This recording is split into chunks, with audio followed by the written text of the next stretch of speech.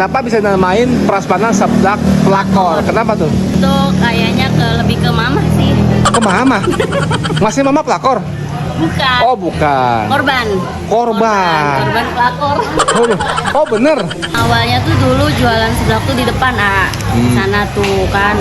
Seiring berjalannya waktu, Cireng mulai sepi. Dapat requestan dari pelanggan, Cireng suruh jualan seblak.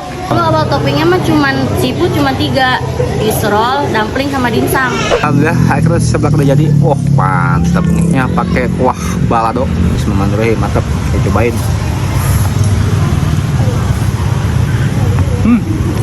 Pangsitnya mantap. Cuman kalau untuk buat ini kuahnya berbeda sama yang lain.